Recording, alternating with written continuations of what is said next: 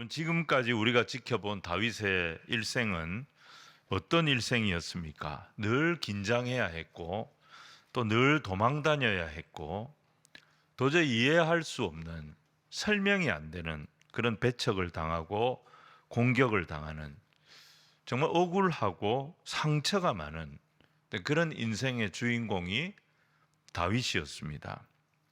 근데 그럼에도 불구하고 하나님께서 이 다윗과 동행하시니까 그 모든 고난을 다 이겨내고 최종 승리자는 바로 이 다윗이 되었던 겁니다. 그래서 우리가 성경의 다윗을 보면 이런 생각을 하게 됩니다. 이 세상에 어떤 힘도 하나님의 은혜보다 강한 힘은 없구나. 하나님과 동행하는 인생보다 더 강한 인생은 없구나. 이걸 우리가 이제 깨닫게 되는 것입니다. 여러분, 다윗은 은혜를 받은 사람이었고요. 받은 은혜를 아는 사람이었고요. 그 은혜를 가지고 인생을 승리한 사람이 다윗이었습니다. 근데 더 귀한 게 뭐냐면 다윗은 이 은혜를 자기가 독점하려고 하지 않았습니다. 자, 1절 말씀을 우리 같이 한번 읽겠습니다. 시작. 다윗이 이르되 사울의 집에 아직도 남은 사람이 있느냐? 내가 요나단으로 말미암아 그 사람에게 은총을 베풀리라 하니라. 그랬더니 있다는 거예요. 사울의 종 시바가 찾아와서 다윗에게 정보를 줍니다. 3절 4절 우리 계속해서 읽겠습니다. 시작. 왕이 이르되 사울의 집에 아직도 남은 사람이 있느냐? 내가 그 사람에게 하나님의 은총을 베풀고자 하노라 하니 시바가 왕께 아뢰되 요나단의 아들 하나가 있는데 다리 저는 자니이다 하니라. 왕이 그에게 말하되 그가 어디 있느냐 하니 시바가 왕께 아뢰되 로드발 암미엘의 아들 마길의 집에 있나이다 하니라. 이 소식을 듣자마자 다윗은 사람을 보냅니다. 그리고 이 요나단의 아들을 데려오도록 합니다. 그러니까 다윗은 은혜를 베풀 때에도 미적거리지 않았어요. 아주 적극적이었어요. 적극적으로 은혜를 베푸는 삶, 이게 다윗의 삶이었기 때문에 하나님은 그는 내 마음에 합한 자다, 이렇게 말씀을 하셨던 겁니다. 그러면 이 은혜를 베푸는 사람은 구체적으로 어떤 사람이냐? 오늘 두 가지로 딱 정리해서 살피려고 합니다. 첫 번째는 은혜를 베푸는 사람은 상대를 무섭게 하지 않는 사람입니다. 내가 아무리 힘이 있다 그래가지고 상대를 두렵게 만들면 안 됩니다. 무섭게 만들면 안 됩니다. 요나단의 아들 이름이 무비보셋이었습니다. 무비보셋. 그는 망한 왕가의 마지막 남은 사람, 아무도 거들떠보지 않는 그런 사람이었습니다. 거기다가 그는 장애인이었어요. 두 다리를 쓰지 못하는 장애인이었어요. 영웅은 무슨 영웅입니까? 이 사람이 자기 스스로 자기를 어떻게 표현했습니까? 죽은 개 같은 인생, 쓰레기 같은 인생이라고 생각하면서 살았던 사람입니다. 근데 이 사람이 누구를 만납니까? 다윗을 만난 거예요. 은혜의 사람 다윗을 딱 만나서 그 수치를 뛰어넘어 버린 거예요. 그 수치를 쫓아내 버린 거예요. 그 수치를 극복한 거예요. 이게 무비보셋입니다. 처음에는 다윗이 오라 그러니까 자기를 죽이려고 그러나 굉장히 두려워했습니다. 근데 다윗이 뭐라고 합니까? 우리 7절 말씀을 같이 한번 읽겠습니다. 시작. 다윗이 내가 반드시 내 아버지 요나단으로 말미암아 내게 은총을 베풀리라. 내가 내 할아버지 사울의 모든 밭을 다 내게 도로 주겠고 또 너는 항상 그 상에서 떡을 하는. 은혜를 아는 사람은요, 공포 분위기를 만들지 않습니다. 은혜를 아는 사람이 있으면 다른 사람 비참하게 만들지 않습니다.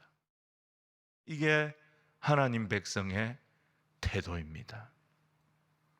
우리가 힘 좀 있다고, 돈 좀 가졌다고 우쭐대고 교만하고 주변 사람들 막 긴장시키고 그 하나님 모르는 사람들이 하는 짓입니다. 오늘 다윗은요, 원수 집안의 생존자입니다. 스스로 죽은 개처럼 비참하다고 생각하고 살아가던 사람 무비보셋을 찾아가서 그 두려움을 제거해주고, 그 수치심을 제거해주고, 그 부끄러움을 제거해주고, 계속 그에게 은혜를 베풀어 주는 것을 보게 됩니다.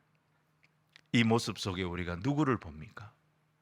다윗의 모습 속에서 무비보셋 같은 인생, 정말 쓰레기 같은 인생, 죄악 속에 소망 없이 살아가던 우리를 찾아오셔서 모든 수치와 죄를 씻어주시고 이기게 해주신 우리 주 예수 그리스도의 모습을 발견하는 것입니다.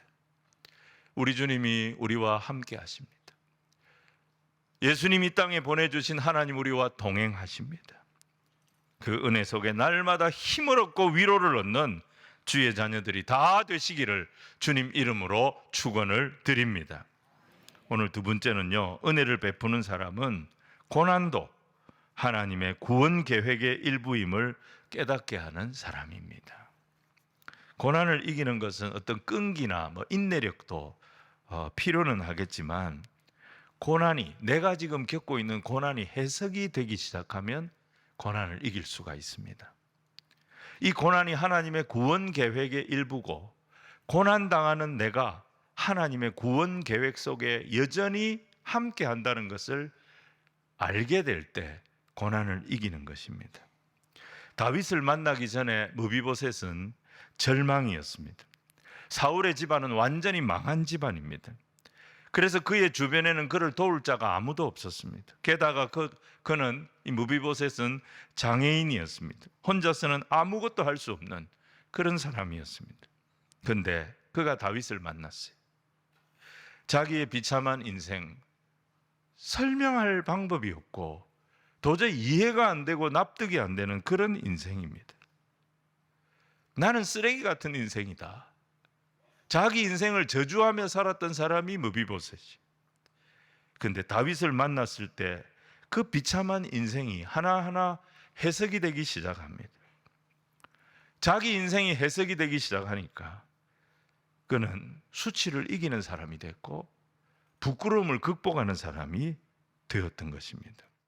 인생을 살아가면서 우리는 많은 일들을 경험합니다. 그 많은 일들을 경험하면서 내 인생에 왜 이런 일이 있는가, 그거 다 설명이 되고 이해가 되고 납득이 되십니까? 이해할 수 없는 일들 투성입니다. 도저히 받아들일 수 없는 일들 투성이에요. 건강한 사람들은 다 죽었습니다.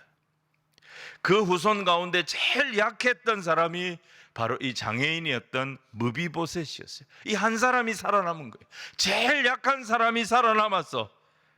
그가 유일하게 그 집안에서 하나님의 구원을 경험합니다.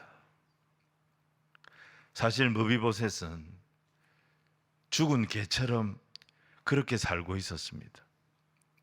근데 그 무비보셋을 다윗이 찾아주었을 때 다 망가진 자기 인생, 정말 쓰레기 같은 자기 인생, 그 인생 속에 하나님의 은혜가 있음을, 하나님의 사랑이 있음을 발견하게 되었고, 그 은혜 때문에 무비보셋이 다시 수치를 이기는, 은혜 안에서 감격하는 고백이 나오게 되었던 거죠. 7절 8절 말씀을 우리 다시 한번 읽겠습니다. 시작. 다윗이 그에게 이르되 무서워하지 말라. 내가 반드시 내 아버지 요나단으로 말미암아 내게 은총을 베풀리라. 내가 네 할아버지 사울의 모든 밭을 다 내게 도로 주겠고 또 너는 항상 내 상에서 떡을 먹을지니라 하니, 그가 절하여 이르되 이 종이 무엇이기에 왕께서 죽은 개 같은 나를 돌아보시나이까 하니라. 다윗을 통해서 죽은 개같이 비참한, 다른 말로 쓰레기 같은 그런 삶을 살던, 자기를 돌아보시고 자기를 버리지 아니하시는 그 하나님의 은혜를 경험하면서 진짜 무비보셋이 됩니다. 수치를 내쫓는 사람이 되었던 것입니다. 내가 아무리 힘들고 어려운 형편 가운데 있다 할지라도 우리 하나님의 구원 계획 속에 저와 여러분이 견고하게 포함되어져 있음을 잊지 말고 늘 찬송하고 기뻐하고 감사하며 사는 우리 모두가 되어야 될 줄로 믿습니다. 이런 찬송이 있죠. 빛이 없어도 환하게 다가오시는 주 예수 나의 당신이여, 음성이 없어도 똑똑히 들려주시는 주 예수 나의 당신이여, 당신이 있으므로 나도 있고 당신의 노래가 머물므로 나는 부를 수 있어요. 그 다음 가사가 뭐죠? 주여 꽃처럼 향기 나는 나의 생활이 아니어도 나는 당신이 좋을 수밖에 없어요. 주 예수 나의 당신이에요. 여러분, 이게 은혜 받은 자, 구원 받은 자의 노래인 것입니다. 누가 알아주든지 알아주지 않든지, 빛이 나든지 빛이 나지 않든지, 내 하나님은 나를 살리시는 하나님이시고 나 같은 자 살리시려고 아들 예수님을 이 땅에 보내주셨다. 여러분, 우리 하나님은 어떻게든지 우리를 살리시려고 하시는 하나님이심을 기억하시기 바랍니다. 그래서 다윗도 보면 어떻게든지 사람 살리는 쪽으로 갑니다. 나중에 우리가 또 보겠지만은 사무엘하 15장에 아들 압살롬이 반역을 일으킵니다. 그때 다윗은 예루살렘에 있지 못하고 이제 피난을 가게 됩니다. 얼마나 황급히 피난을 갔던지 다윗은 맨발로 도망갔습니다. 근데 16장을 보면요, 피난을 가고 있는데 다윗이 누가 찾아오느냐? 무비보셋의 종이었던 시바가 찾아옵니다. 나귀에다가 음식과 과일을 잔뜩 실어가지고 피난 가는 다윗을 찾아옵니다. 한편으로는 다윗이 너무 고마웠습니다. 근데 또 한편으로는 궁금했습니다. 왜 무비보셋은 같이 오지 않았을까? 궁금했던 거예요. 자, 16장 3절 말씀을 우리 같이 한번 읽겠습니다. 시작. 왕이 시바가 왕께 아뢰되 예루살렘에 있는데 그가 말하기를 이스라엘 족속이 오늘 내 아버지의 나라를 내게 돌리리라 하나이다 하는지라. 시바가 무슨 말을 합니까? 무비보셋은 오지 않았습니다. 무비보셋은 예루살렘에 있습니다. 무비보셋이 뭐라고 말했냐면, 이제 이스라엘 다른 지파들이 내 아버지가 다윗에게 빼앗긴 이 나라를 다시 나에게 찾아줄 거다, 그렇게 생각하고 따라오지 않은 겁니다. 근데 이건 시바가 거짓말한 거예요. 무비보셋을 시바가 배신한 거죠. 그때 다윗은 무비보셋을 오해합니다. 그리고 무비보셋의 모든 재산과 땅을 시바에게 줘버렸습니다. 도망가는 왕이 내린 명령이 무슨 그런 효력이 있겠습니까? 근데 문제는 그 다음입니다. 이제 이 압살롬의 란이 평정이 되면서 다윗이 다시 예루살렘으로 복귀하게 됩니다. 사무엘하 19장인데요, 24절 이하에 보면 다윗이 무비보셋을 만납니다. 근데 무비보셋의 모습이 다윗이 생각했던 모습이 아니었습니다. 다윗이 예루살렘을 떠난 이후로 무비보셋은 발도 씻지 아니하고 수염도 깎지 아니하고 자기가 입은 옷도 빨아 입지 아니하고 오매불망 다윗이 건강하게 다시 돌아오기를 기도하면서 기다리고 있었던 것입니다. 다윗이 시바의 말을 듣고 무비보셋을 오해했던 거죠. 다윗이 그때 물어봅니다. 그때 왜 너는 나를 따라오지 않았냐? 내가 피난 갈 때 너는 어디 있었느냐? 그때 무비보셋이 대답합니다. 내가 왕을 따라가려고 준비 다 하고 기다렸는데 시바가 이 장애인을 데려가 주지 않았습니다. 그래서 저는 예루살렘에 머물 수밖에 없었고 왕이 다시 돌아오기를 학수고대 기도하며 기다릴 수밖에 없었습니다. 다윗의 오해가 그때 풀립니다. 그러면서 다윗이 어떻게 하느냐? 시바에게 주었던 그 사울의 유산을 절반을 다시 환수해서 무비보셋에게 돌려줍니다. 왜 다윗이 전부 다 몰수하지 않았을까요? 무비보셋은 그거 필요 없다 그랬어요. 왕이 돌아온 것으로 충분하다고, 나는 재산 필요 없다 그랬어요. 근데 시바의 것 절반을 빼앗아서 다시 환수해서 무비보셋에게 줍니다. 다윗이 확인을 한 거예요. 상황이 어떻게 된 거라는 걸 확인을 했어요. 근데 더 이상 캐지 않았습니다. 삼자 되면 다윗은 그런 짓 하지 않았습니다. 다 확인했습니다. 더 파고 들어가지 않았습니다. 왜 그럴까요? 다윗은 하나님의 은혜를 경험한 사람이었기 때문입니다. 자기가 왕궁으로 다시 돌아온 것도 하나님의 은혜임을 아는 사람이었어요. 비록 자기에게 거짓말을 했지만 시바도 피난 가는 왕을 찾아와서, 미래가 어떻게 될지 모릅니다. 피난지에서 압살롬에게 잡히면 전부 다 죽는 겁니다. 어떻게 될지 모르는 왕을 돕겠다고 자기를 따라왔던 사람입니다. 무비보셋 오해했지만 와서 보니까 자기가 다시 복귀하기를 하나님 앞에 기도하면서 기다렸던 사람이었습니다.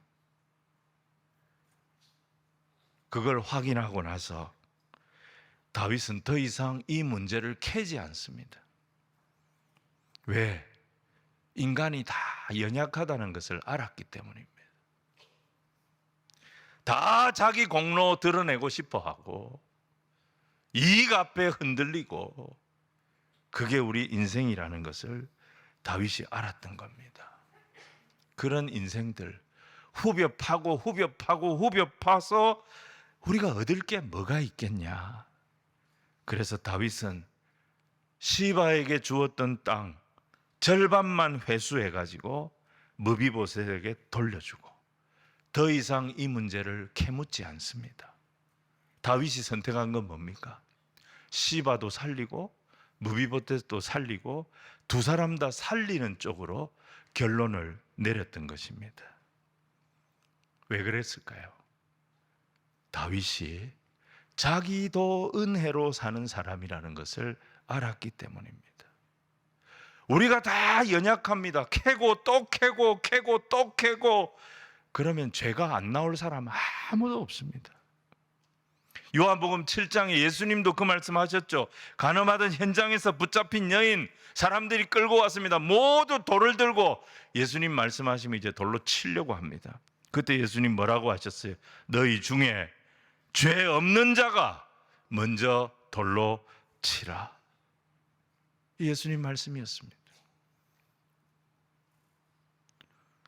지은 죄 다 캐내가지고 죽이기 시작하면 이 세상에 살 수 있는 사람 아무도 없다는 것입니다. 그래서 베드로전서 4장 7절 8절에 이런 말씀이 있습니다. 우리 같이 읽겠습니다. 시작.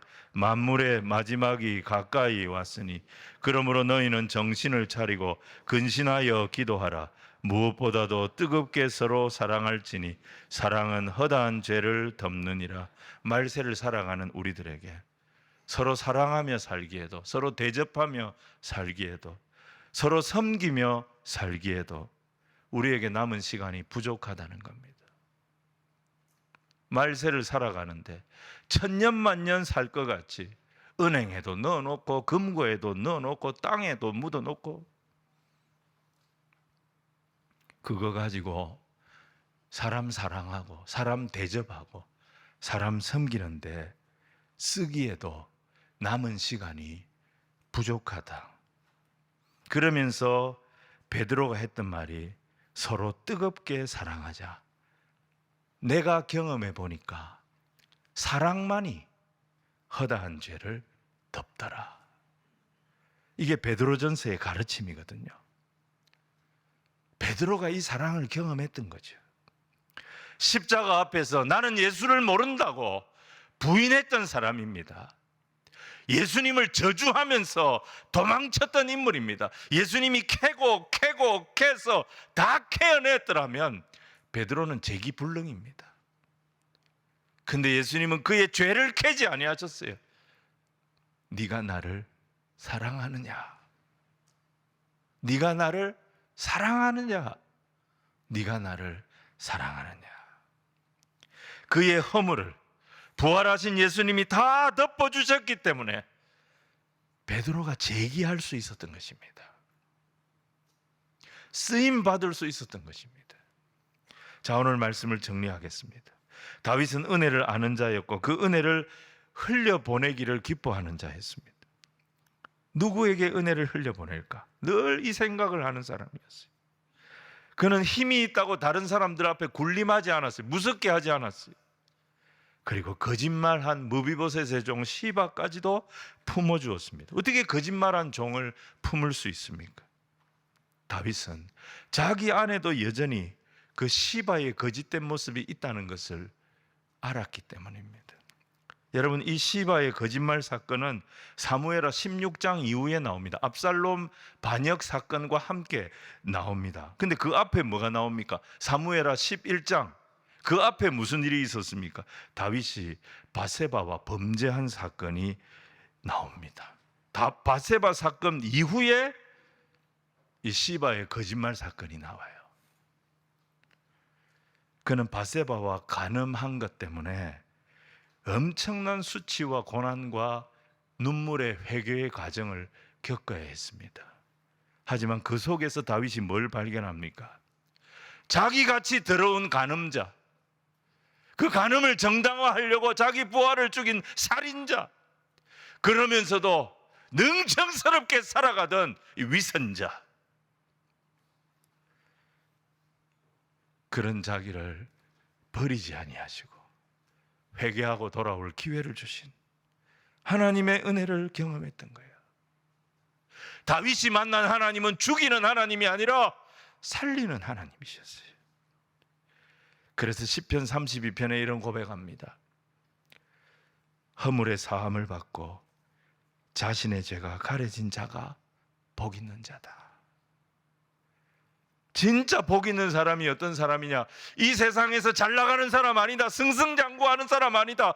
형통의 길을 가는 모든 사람들이 부러워하는 그런 사람이 복 있는 사람이 아니고 자기가 지은 죄의 사함을 받은 사람, 그 더러운 죄를 가려주시는 하나님의 긍휼을 덧입은 사람이 진짜 복 있는 사람이다.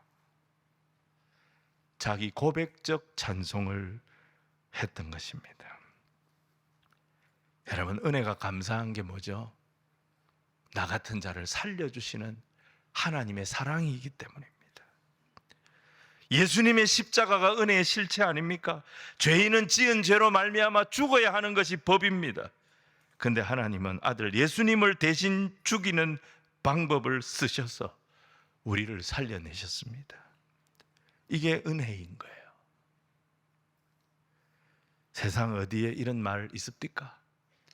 조물주가, 신이 자기를 죽였어 피조물을 살리는 그런 은혜의 스토리가 세상 어디에 있습니까? 그래서 우리는, 은혜 받은 우리는 날마다 이 다짐을 해야 합니다. 눈 떠서 눈 감을 때까지 이 은혜를 찬송하는 자가 되게 하여 주옵소서. 주님, 내 안에 은혜가 마르지 아니하고 샘솟듯이 이 은혜가 솟아나는 그런 인생 살게 하여 주옵소서. 이런 찬송이 있습니다. 생수의 강이 내게서 흐르네. 저는 자 걷고 눈먼 자 보겠네. 옥문 열고 갇힌 자 푸시는 생수의 강이 내게서 흐르네. 근데 후렴 가사가 이래요. 우물물아 솟아나라. 솟아나라 넘치도록. 솟아나라 넘쳐나게. 솟아나서 날 부소서. 은혜가 계속 솟아나는 교회. 이 은혜를 또 누구에게 흘려보낼까? 다윗처럼 은혜 베풀 자를 찾아 계속 흘려보내는 교회. 주님은 그런 교회에 더 큰 은혜를 부어주실 줄로 믿습니다. 은혜의 선순환이 계속 이루어지는 우리 교회, 우리 성도들, 저와 여러분이 다 되시기를 주님 이름으로 축원을 드립니다.